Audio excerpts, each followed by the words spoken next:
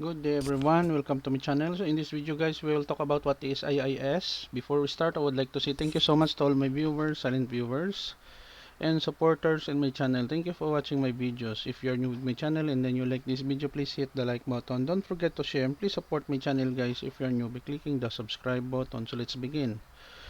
What is IIS? Internet Information Services, also known as IIS, is a Microsoft web server that runs on Windows operating system.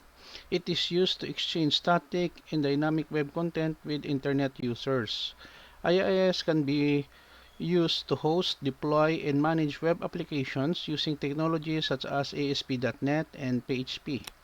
Okay guys, so this is the end of my report on what is IIS is all about, or Internet Information Services. Thank you so much guys for watching. I hope that you have learned something new in this video.